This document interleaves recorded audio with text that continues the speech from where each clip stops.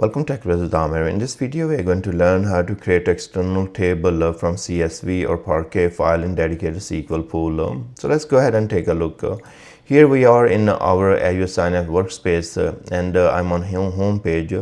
Now I need to click on the data tab and then I will be going to the linked. So before we go to link and take a look on all the files here, so if you click on the link, you are going to go take a look on Azure Data Lake Storage and to that you are connected at time of creating of your workspace. Here is my container, and in the container I have different folders here. One of them is called input and I have CSV file here and Parquet file here.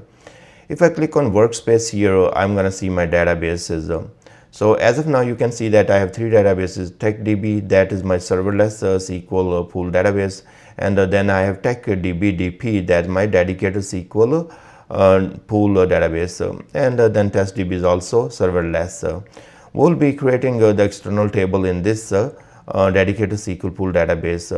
Once we create the external tables, we are going to see our external table right here, and there would be other resources created as well, such as data source and file format under the external resources.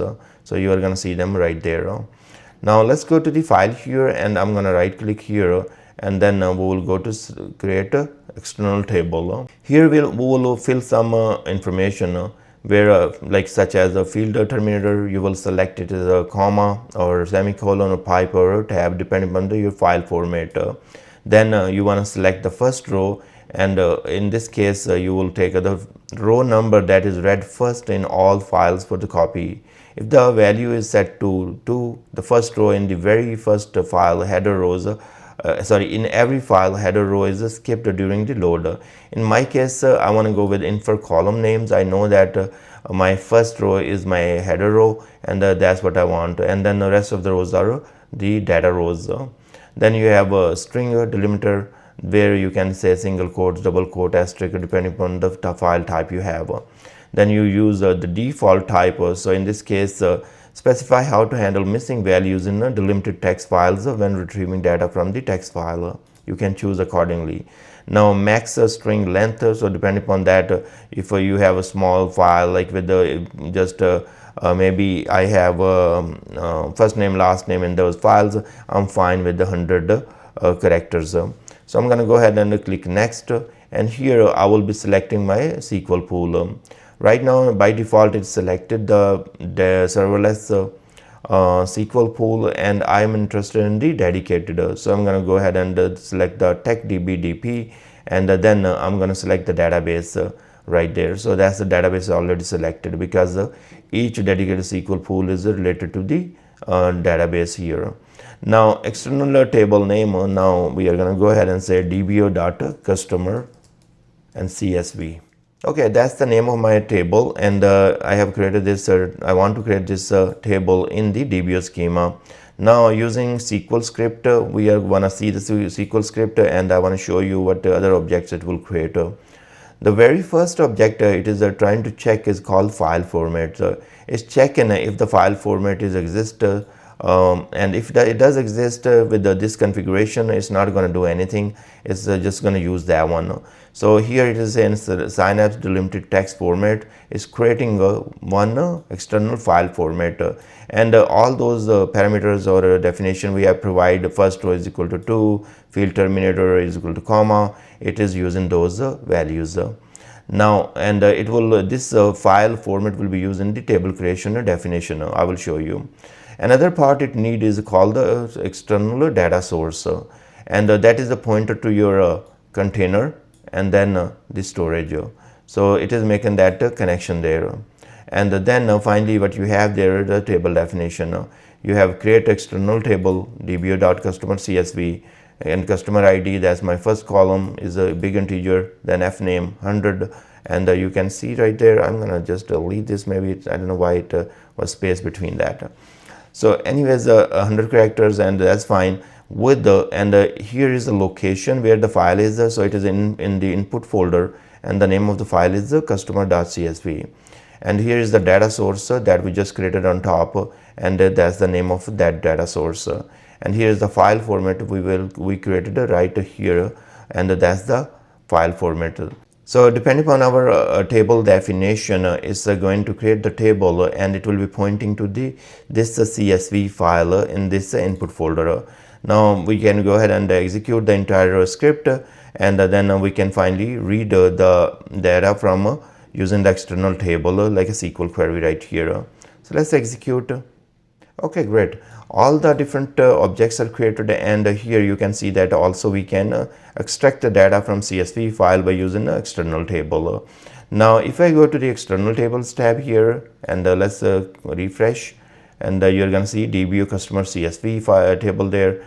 On the list of the columns you can see that we have created for this external table, and also you will see external resources, external data source and file format that we created as a part of this entire process. Now here let me refresh as well. So file formats here you can see right there.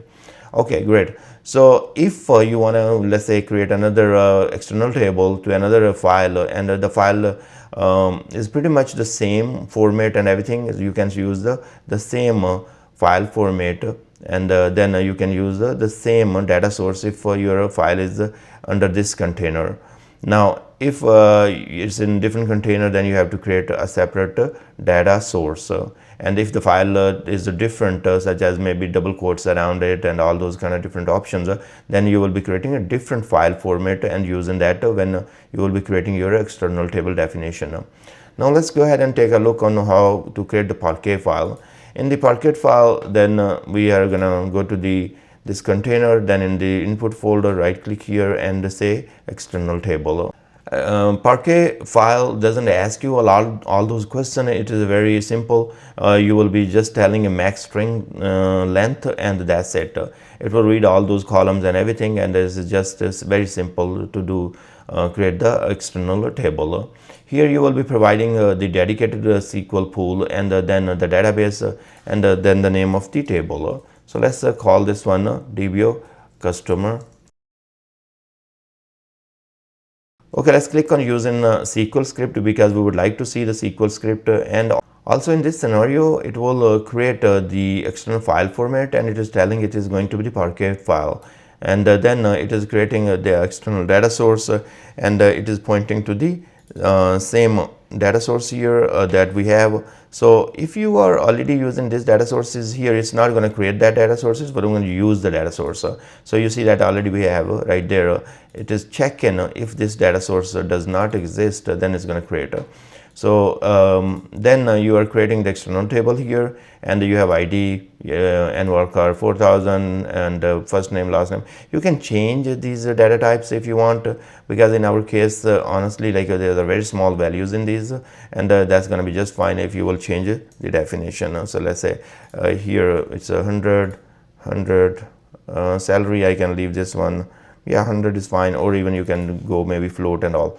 And here it is a location, and then it is telling you it is under the input folder, and here is the file that is going to read.